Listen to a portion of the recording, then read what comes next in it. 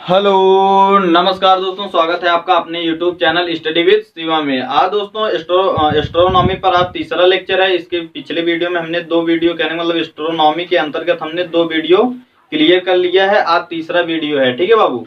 तो आप जाकर दोनों वीडियो जरूर देखिएगा, चाहे प्लेलिस्ट में देख लीजिएगा या फिर इस वीडियो के डिस्क्रिप्शन बॉक्स में लिंक दे दिया जाएगा। तो आज तीसरा लेक्चर है, तो इसमें आज हम उपसौर क्या होता है, अपसौर क्या होता है और भी कई चीजें पढ़ेंगे। तो लेकिन इसके पिछले वीडियो में क्या पढ़ाया था, आइए इसके बारे में हम पहले एक बार जान लेते हैं, ठीक है।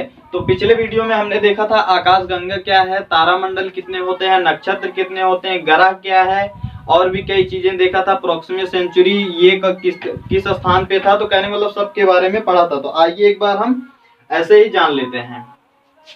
हमने क्या पढ़ा था, ब्रह्मांड, ये क्या है, आकाशगंगा है।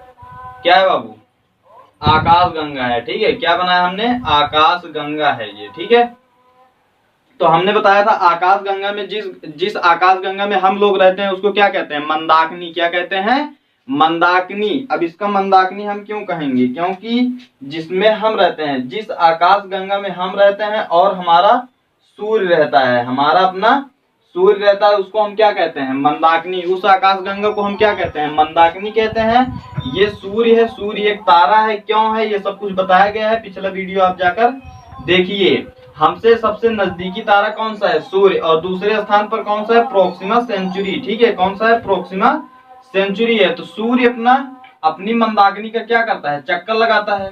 क्या लगाता है, चक्कर लगाता है कि नहीं लगाता है, लगाता है, ठीक। तो कितने वर्षों में लगाता है, सूर्य अपनी मंदाकिनी का चक्कर कितने दिनों में लगाता था, 25 करोड़, 25 ब्लैक से लिखते हैं, कितने वर्ष में लगाता था, 25 करोड़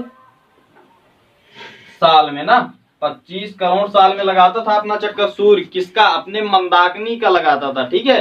अपने मंदाकिनी का चक्कर कितने करोड़ साल में लगाता था, 25 करोड़ साल में ना। इसको हम क्या कहते हैं, कॉस्मिक ईयर। क्या कहते हैं, कॉस्मिक ईयर कहते हैं, ठीक है बाबू। क्या कहते थे, कॉस्मिक ईयर, ठीक है।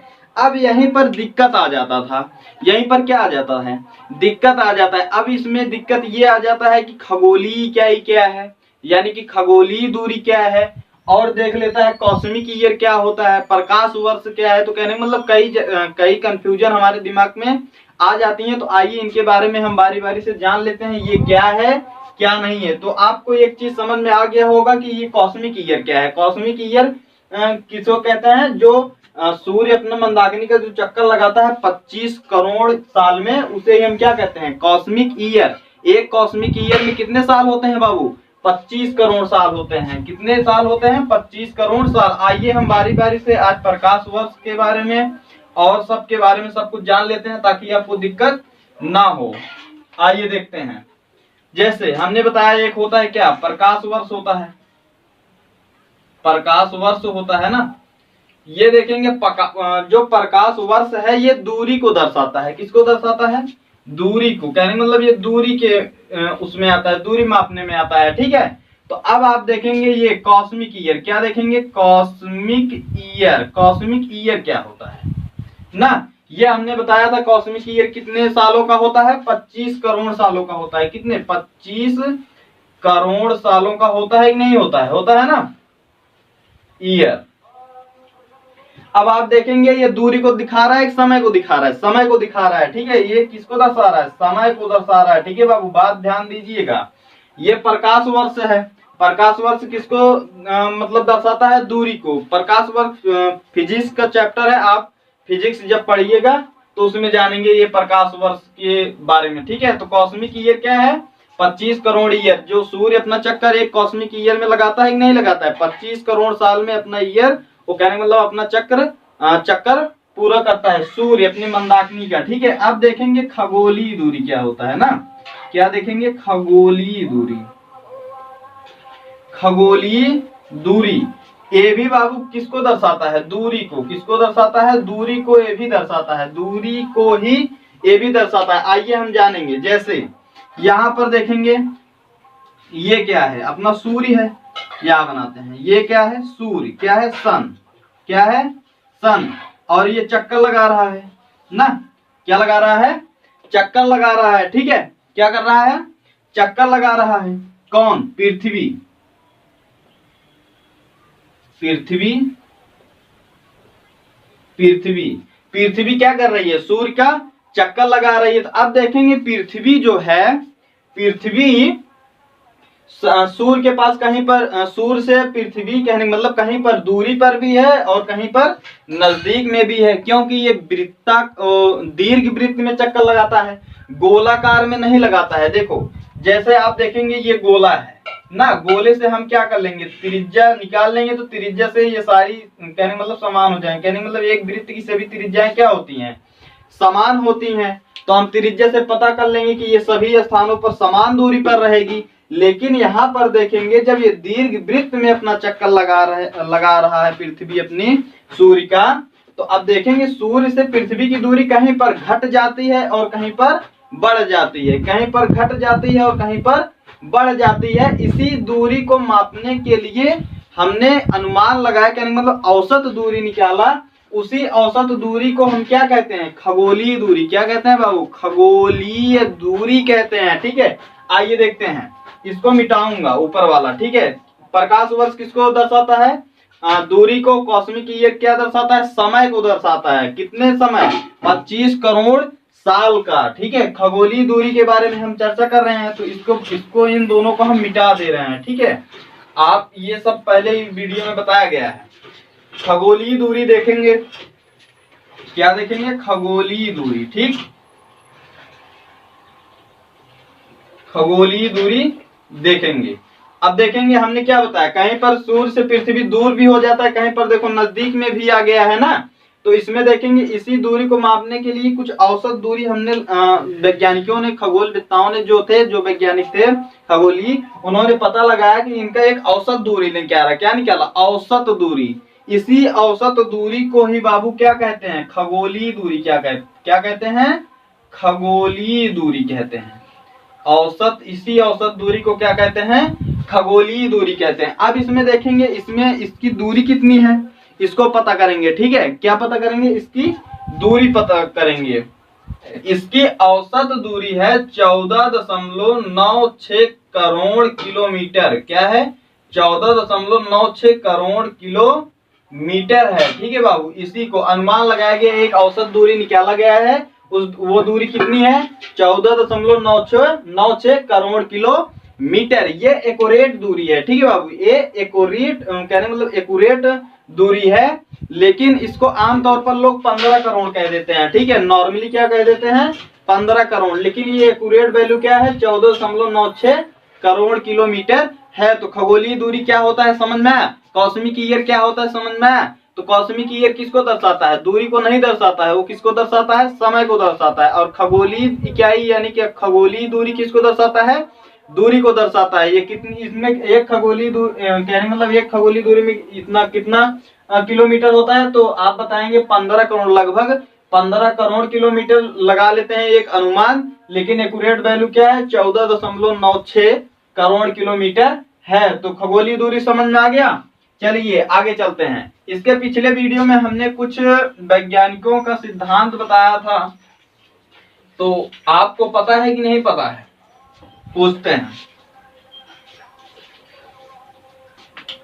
केपलर, पहले कौन आया था? टालमी आए थे। टालमी ने क्या बोला था? टालमी ने कहा था कि सूर्य जो है वो पृथ्वी का चक्कर लगा रहा है। जो सूर्य है वो पृथ्वी का चक्कर लगा रहा है। कहने का मतलब पृथ्वी घूम नहीं रही है, स्थिर है।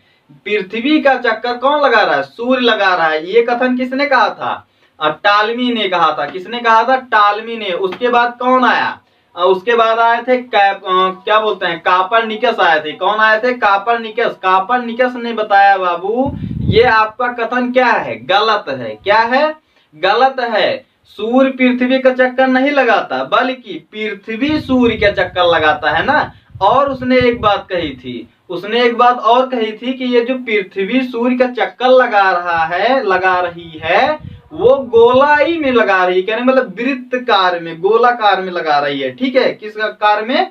गोलाकार में लगा रही है, ऐसे उन्होंने बताया था ना, ऐसे। लेकिन उसके बाद कौन आया? कैपलर। कौन आया? कैपलर। कैपलर ने उसके सिद्धांत को गलत कर दिया। सिर्फ एक बात को उसने गलत किया था, पृथ्वी सूर्य का चक्कर लगाती है तो सही है, लेकिन जो आपने कहा कि जो कैपलर ने कहा उनको कि जो आप ये बताए कि ये वृत्ताकार में लगाती है, ये आपका गलत है, ये दीर्घ वृत्त में लगाती है। ठीक है बाबू। उसने क्या बताया? गैलीलियो ने बताया कि ये गैलीलियो कह रहा हूं, कैपलर।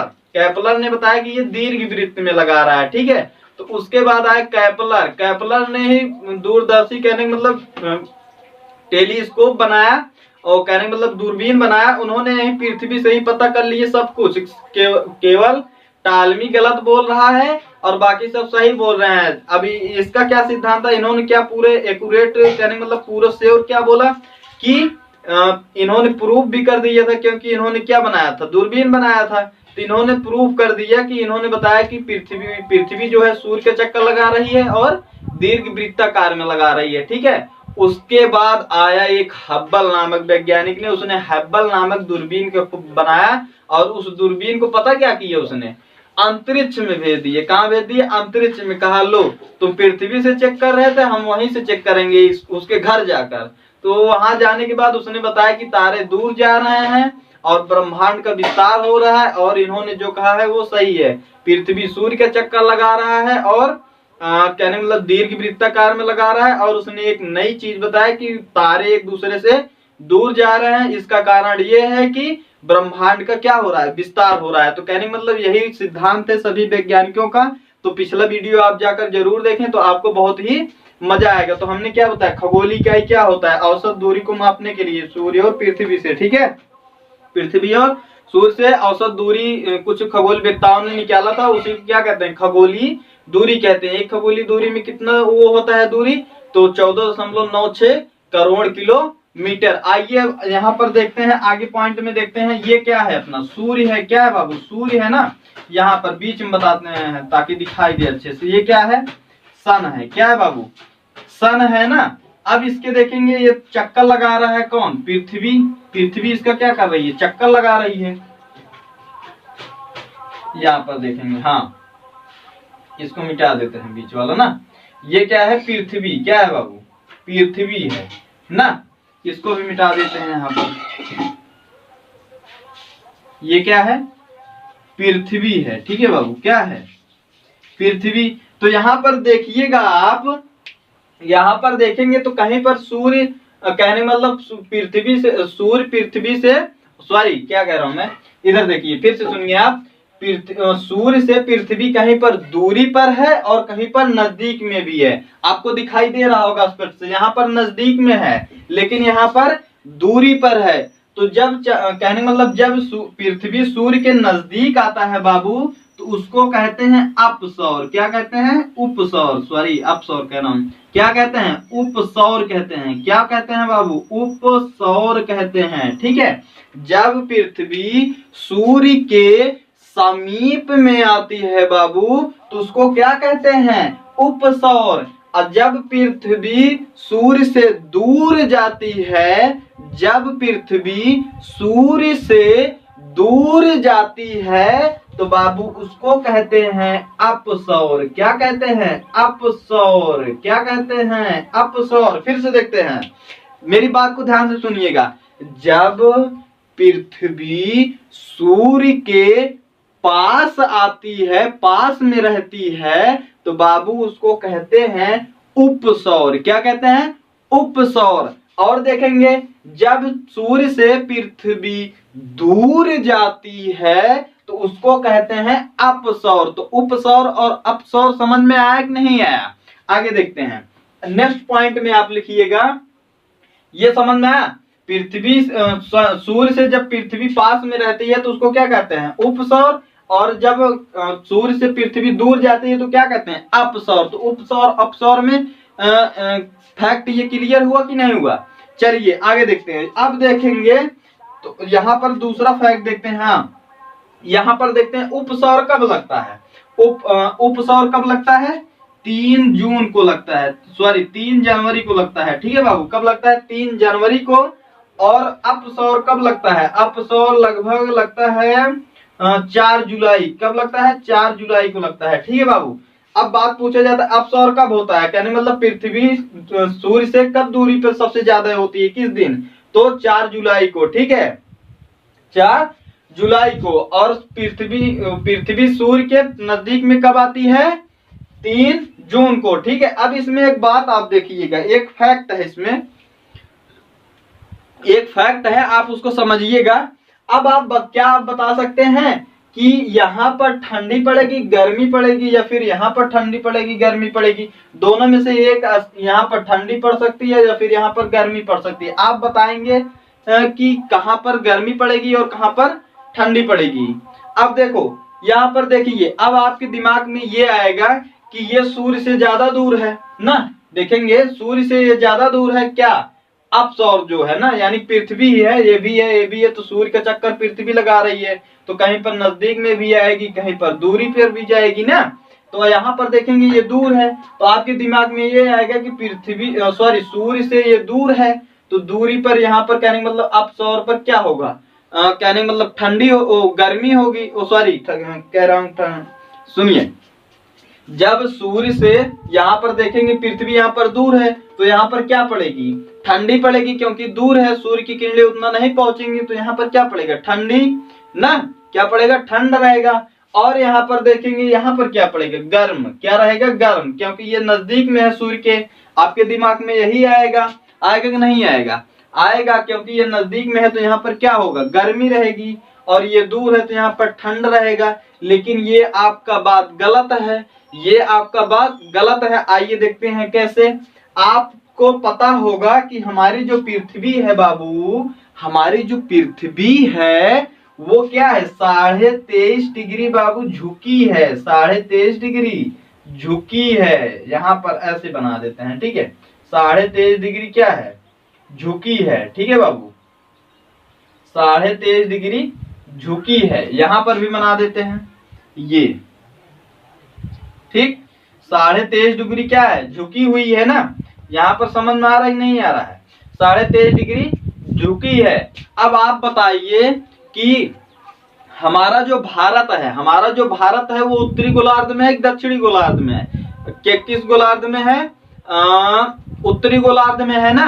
भारत जो है बबुआ वो किस गोलार्ध में है? उत्तरी गोलार्ध में है। ठीक है, उत्तर पूर्व में है, उत्तर पूर्व में है। अब यहाँ पर मैं बना देता हूँ विषुवत रेखा। क्या बना देता हूँ बाबू? विषुवत रेखा, ये बना देता हूँ।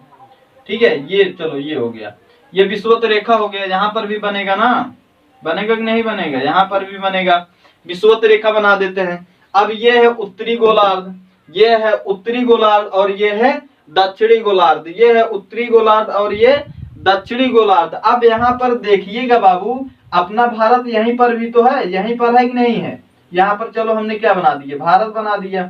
यहाँ पर है तो घूमते घूमते आएगी, तो यहाँ पर भारत रहेगा कि नहीं रहेगा? यहाँ पर रहेगा कि नहीं रहेगा?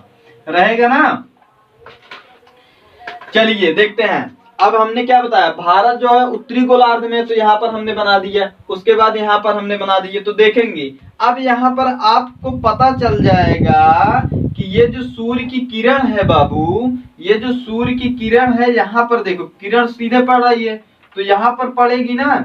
यहाँ पर देखो, यहाँ पर सीधे पड़ेगी, तो यहाँ पर तो पड़ेगी, तो यहाँ पर क्या हो जाता है? गर्मी। जब यहाँ पर सीधा पड़ता है सूर्य का जो किरण है, वो जब सीधा पड़ता है बाबू, तो क्या होता है? यहाँ पर उत्तरी गोलार्ध यानी कि भारत अपना उत्तरी गोलार्ध में, तो भारत में क्या पड़ने लगती है? गर्मी। ये दूर बेशक है, इससे कहने मतलब उपसौर से अपसौर दूरी पर है सूर्य से। सूर्य से अगर कंपैरिजन करेंगे तो सूर्य से अपसौर जो है वो दूरी पर है ना। लेकिन क्या है, अब जो उपसौर है वो नजदीक में है। लेकिन यहाँ पर दूर होने के बावजूद, यही तो फैक्ट है, यही तो फैक्ट है, दूर होने के बावजूद यहाँ पर क्या पड़ती है? गर्मी।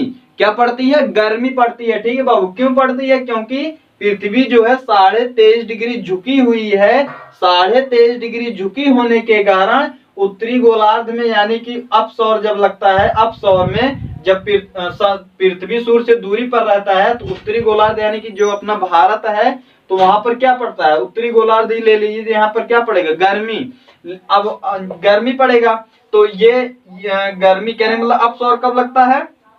4 जुलाई को। डेट भी याद कर लीजिए, पूछ लेता है कि ये कौन सी तारीख को होता है, तो 4 जुलाई एक्यूरेट है, ठीक है।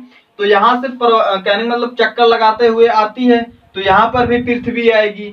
तो ये जब नजदीक में जाएगी सूर्य से जब नजदीक में जाएगी बबुआ, तो क्या हो जाएगा? उपसौर। क्या हो जाएगा? उपसौर। अब यहाँ पर देखेंगे सूर्य का जो किरण है वो पड़ रहा है, नहीं पड़ पा रहा है, ये दक्षिणी गोलार्ध में आ जाता है ना।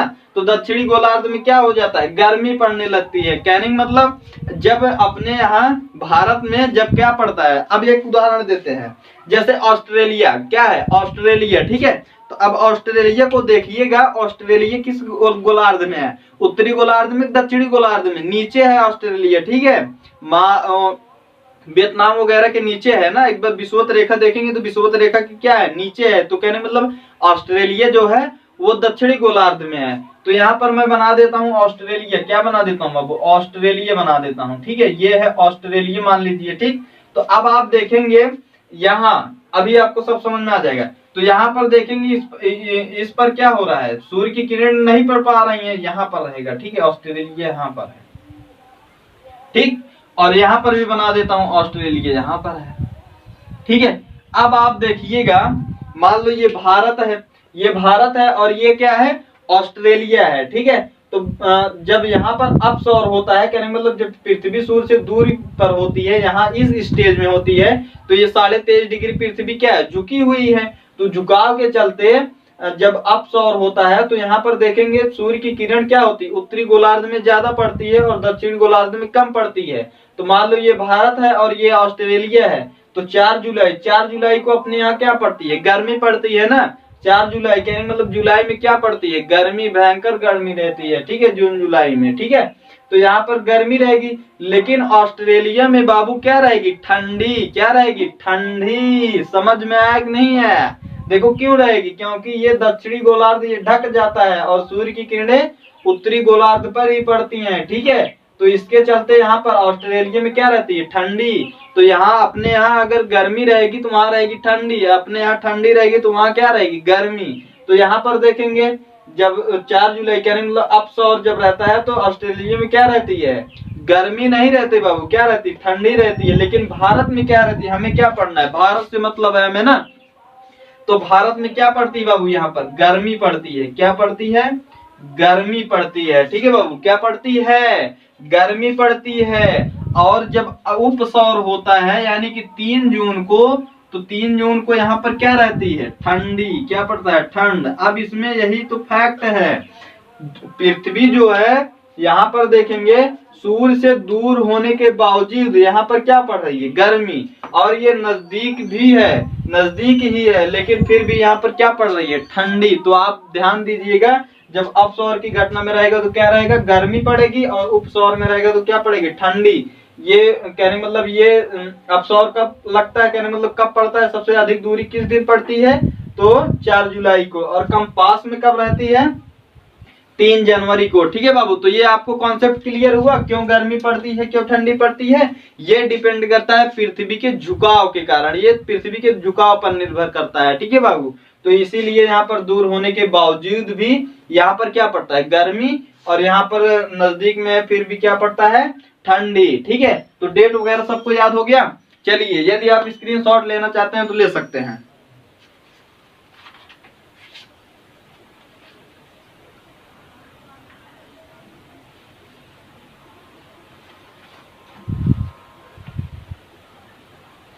चलिए आगे देखते हैं। अब एक फैक्ट इसमें आप और डाल दीजिए कि यहाँ पर देखेंगे, यहाँ पर ये है उपसौर। क्या है? उपसौर। तो उपसौर से देखेंगे, दिखाई दे रहा है ना। तो उपसौर से अपसौर के बीच में काल्पनिक रेखा, ये काल्पनिक रेखा है, ठीक है। खींचा नहीं गया, नहीं तो सोचो डोरा बांध दिए हैं, है ना, बरारी वगैरह बांध दिए हैं, ऐसा कुछ नहीं है। वहां तक देखो, इतना बड़ा बरारी मिलेगा ही नहीं ना।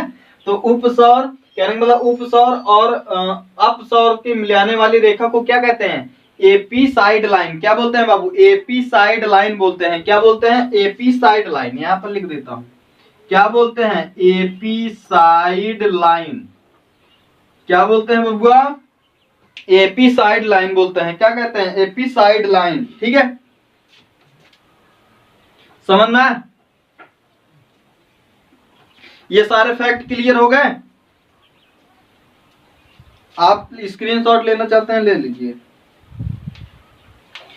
समझ में आया कि नहीं है? देखो, उपसौर क्या होता है?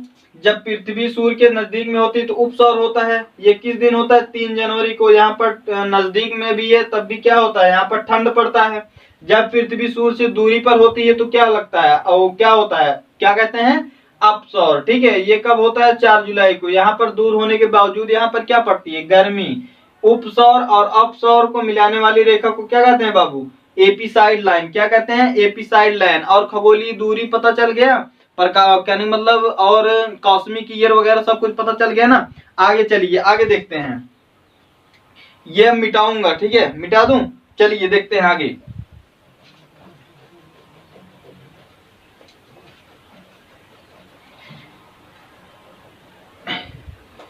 अब बनाऊंगा मैं मंदाकिनी। ये क्या है बाबू? मंदाकिनी है। क्या है? मंदाकिनी।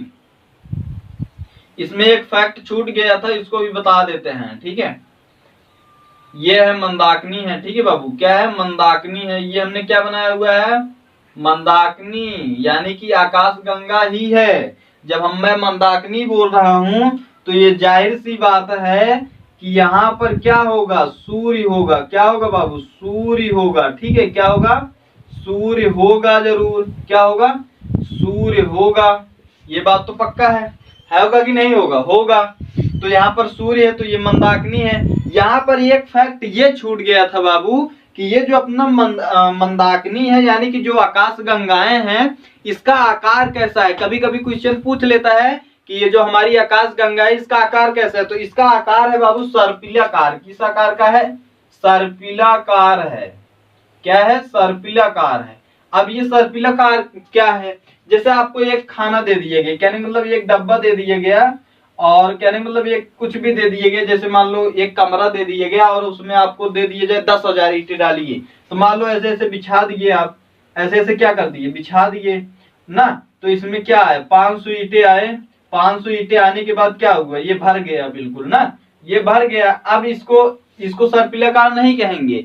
अब इसके ऊपर कहने मतलब एक आया, एक के ऊपर फिर एक, फिर एक, फिर एक, फिर एक, फिर एक, कहने मतलब एक है पहले, देखो पहले एक है, फिर एक, फिर एक, फिर एक, फिर एक। तो एक के ऊपर एक, एक के ऊपर एक, इसी को हम क्या कहते हैं? सर्पिलाकार कहते हैं। क्या कहते हैं बाबू? सर्पिलाकार। तो आप देखो अभी समझ में आ जाएगा। पूरे ब्रह्मांड में कितने आकाश गंगाएं हैं? 100 अरब। एक आकाश गंगा में कितने तारे हैं? 100 अरब। अब एक आकाश गंगा में 100 अरब है तो मान लो यहाँ पर एक तारा है, तो यहाँ पर एक ही तारा नहीं है, इसके कुछ ऊपर, कहने मतलब इसके कुछ ऊपर एक तारा और होगा, इसके ऊपर और होगा, इसके ऊपर और होगा। कहने मतलब एक के ऊपर एक, एक के ऊपर एक, कई तारे हैं। इसी को हम क्या कहते हैं? सर्पिलाकार कहते हैं। तो सर्पिलाकार किसे कहते हैं? समझ में? एक के ऊपर एक, एक के ऊपर एक। तो तारे जो हैं, जैसे एक तारा है उसके ऊपर भी है, उसके ऊपर भी है, उसके ऊपर भी है, ठीक है। तो इसी को क्या कहते हैं? सर्पिलाकार कहते हैं, ठीक है। तो अब आगे देखिए, यहाँ पर देखेंगे ये अपना सूर्य है।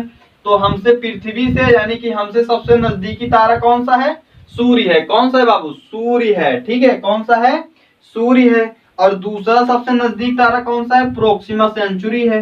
दूसरा कौन सा तारा है? प्रोक्सिमा सेंचुरी है, ठीक है बाबू। अब इसमें क्वेश्चन दो तरह के बनते हैं। हमसे सबसे नजदीक में तारा कौन सा है? सूर्य है।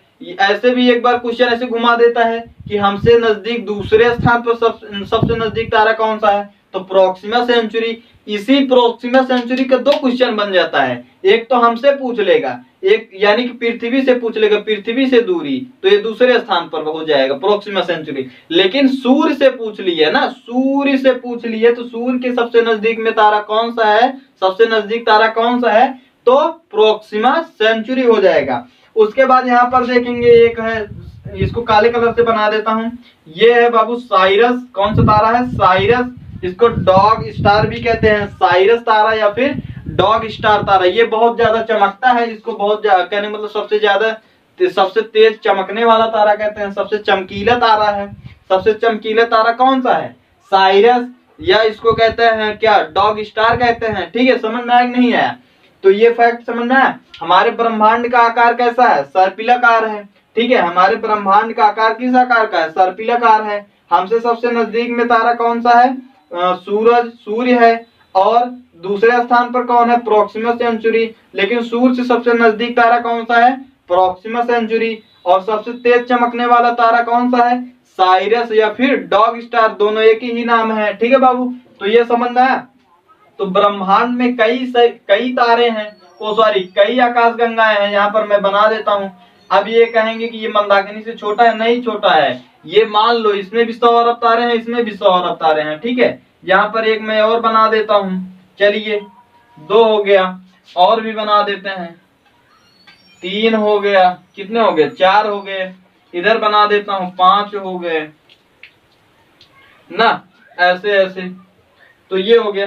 तो कुछ वैज्ञानिकों ने आए, उन्होंने बताया कि ये जो सभी आकाश गंगाएं हैं, ठीक है, क्या है? सभी आकाश गंगाएं, इनका प्रकाश एक स्थान से आ रहा है भैया। इसमें भी 100 अरब तारे हैं, इसमें भी 100 अरब तारे हैं, इसमें भी 100 अरब तारे, कहने मतलब 100 अरब आकाश गंगाएं हैं। ब्रह्मांड में आकाश गंगाओं की कोई कमी नहीं है। ठीक है, तो इन्हीं आकाश गंगाओं से क्या आता है? रोशनी आती है, कहने मतलब प्रकाश आता है। तो कुछ वैज्ञानिकों ने इसे परिकल्पना की है, कहने मतलब कल्पना की है, और इसको काल्पनिक उस पे रख दिया नाम। इसको, इस प्रकाश को क्या कह दिया? White hole. क्या दे दिया नाम? White hole. जो ये प्रकाश, सभी प्रकाश आ रहे हैं, ये व्हाइट होल से ही आ रहे हैं। ठीक है, तो उसको एक नाम दे दिया गया। असलियत में व्हाइट होल कुछ नहीं है। ठीक है, तो उसी प्रकाश को ये नाम दे दिया गया, ये व्हाइट होल से ही आ रहा है। तो ये आकाश गंगा के जो सभी रोशनी है, जितने भी तारे हैं, तारों में क्या होता है? हीट होता है और लाइट होती है। तो सभी लाइट क्या है? आ रहे हैं। तो यही उन्होंने कल्पना करके, कहने मतलब परिकल्पना करके बोल दिए कि ये कहां से रोशनी आ रही है? व्हाइट होल से आ रहा है। ठीक है, ब्लैक होल एक अलग चीज है। ब्लैक होल बाबू ना बहुत, कहने मतलब बहुत ही ज्यादा डेंसिटी वाला क्या है? तारा है, बहुत ही ज्यादा डेंसिटी वाला। इसमें डेंसिटी ब्लैक होल की इतनी ज्यादा होती है कि डेंसिटी, कहने मतलब ब्लैक होल के एक चम्मच का भार 10 हाथियों के बराबर होता है। ठीक है बाबू, तो ये आपको समझ में आना चाहिए। पल्सर और क्वेसर क्या है? पल्सर और क्वेसर सबसे तेज घूमने वाले क्या है? तारे हैं, सबसे तेज घूमते हैं, बहुत तेज घूमते हैं। ठीक है, तो ये आपको समझ में आया।